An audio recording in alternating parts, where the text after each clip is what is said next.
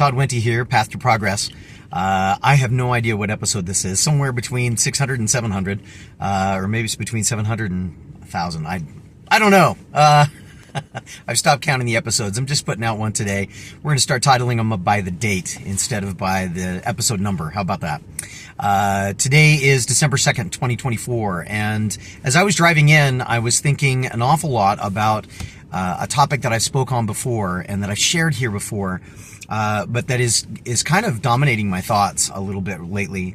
And that thought is the difference between competition and collaboration. In professional environments, most of the time, and in fact, when we're growing up as youth, we are often told we need to compete. We are put in situations where we need to compete. We're put in situations where we're told that there's scarcity of congratulations. There's scarcity of grades. There's only so many people that can get an A. There's only so many slots on a team. There's only so much of this or so much of this. And there's this tremendous emphasis on competition. You know, it used to be, I was talking with some of my family over the holiday weekend that we just experienced, and they were talking about all the things that they have their children in that are competitive in nature, sports and different kinds of teams and whatnot. And I get it. It's fun to be able to let our kids have those kinds of opportunities, but at the same time, we're teaching them that we're teaching them about this intense us versus them mentality. And sometimes we've got situations where we're teaching people to compete with their best friends.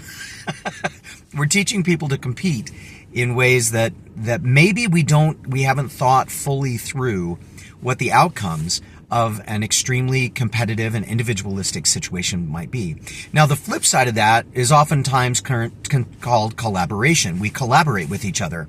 And that word has such a negative connotation in so many ways. We find that there are people that talk about not being a collaborator because you don't want to be in with the enemy and all these kinds of things. Okay, I see that too. As I was driving in, I was thinking about myself. I was thinking to myself about this as cars were swerving around me, trying to get in front of me, to stay in front of me for the next 5 miles so that they're in front of me by 14 seconds or 3 seconds in some cases.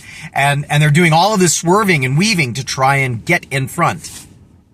When I stopped and quite frankly, I arrived at pretty much the same location at pretty much the same time, I wondered if we switched our mindset from competition to cooperation.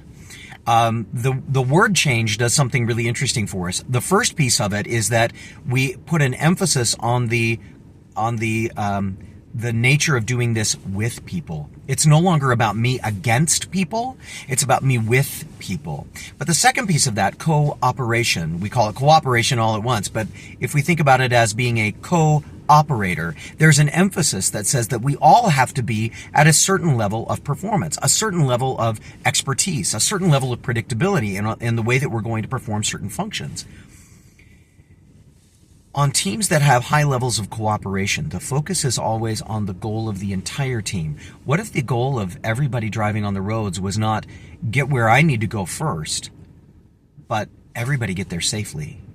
What if the goal of every organization was not beat other organizations, but maximize the service that we provide to the community in general? I know I'm talking at a high, maybe an esoteric, maybe an idealistic level, but I really believe that in every team that I've been on that really performs, the focus stops being about me doing better and starts being on all of us being as good as we can be. That leverages leadership within the teams, that where individuals have strengths that can be beneficial and that can lead an organization to start doing that more effectively. It also opens up people from a level of humility and a level of opportunity to receive feedback and to implement feedback rather than digging in their heels. Competition versus cooperation. Build your ability to be an operator, and then look for ways to help other people build their abilities to be an operator so that all of us are more effective together. It's just a thought. I don't know if it's one that can be beneficial for you, but it sure is something I'm thinking about today. Hopefully this will be something that you can share with other people as well in professional and private settings. Please do so. We can bring more listeners into the channel, and we'll see how things go.